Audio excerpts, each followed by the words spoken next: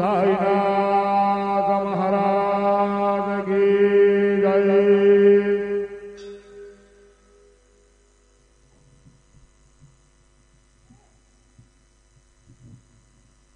हरिः ओम।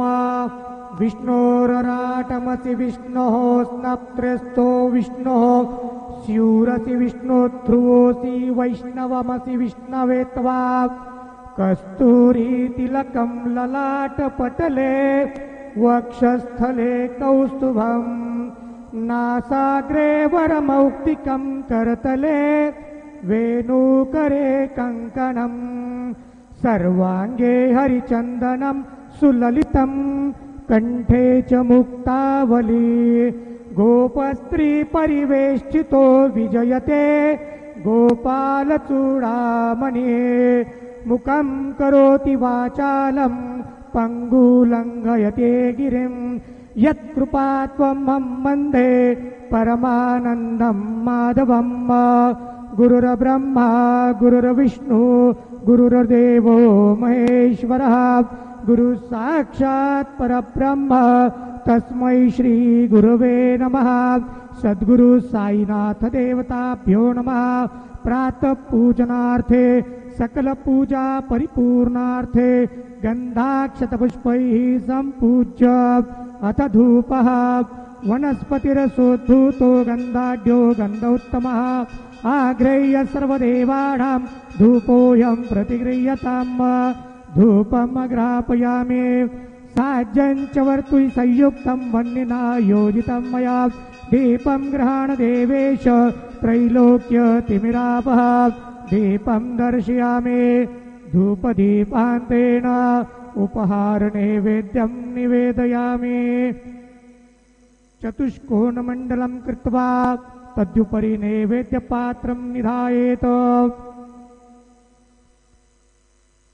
गायत्री मंत्रेण पात्रान् संप्रोक्षेत धेनुमुद्रयाम् अमृतीकृत्य ग्रासमुद्रयां प्रादर्शेत। सत्यन्त्वर्तेन वर्गिञ्जामि ॐ प्राणाय स्वाहा ॐ अपानाय स्वाहा ॐ व्यानाय स्वाहा ॐ उदानाय स्वाहा ॐ समानाय स्वाहा ॐ ब्रह्मणे नमः। नैवेद्यमध्यपाणिं समर्पयामि पुनर्नैवेद्यं निवेदयामि। ॐ प्राणाय स्वाहा ॐ अपानाय स्वाहा ॐ व्यानाय स्वाहा ॐ उदानाय स्वाहा ॐ समानाय स्वाहा ॐ ब्रह्मणे नमः। नैवेद्यं समर्पयामि हस्तप्रक्षालनं समर्पयामि मुखप्रक्षालनं समर्पयामि करोद्वर्तनार्थे चन्दनं समर्पयामि। सद्गुरु साईनाथ देवताभ्यो नमः।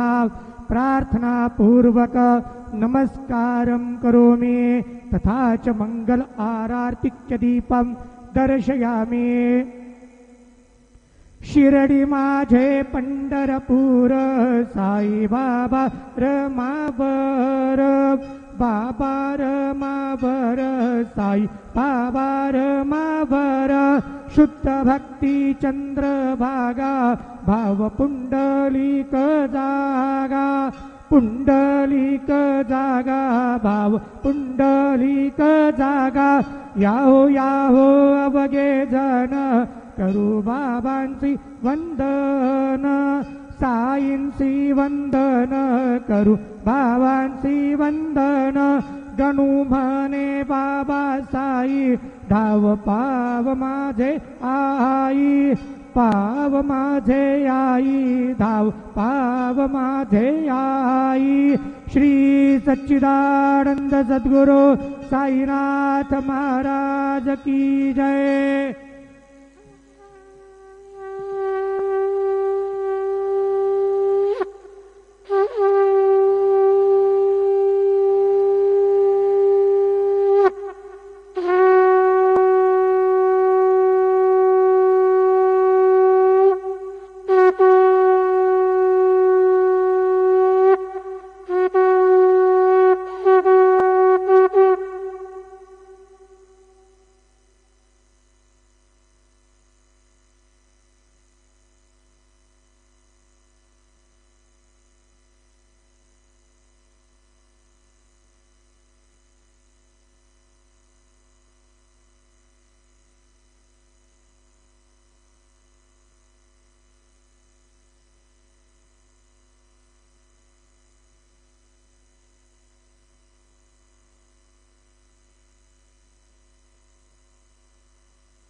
ओम साईराम.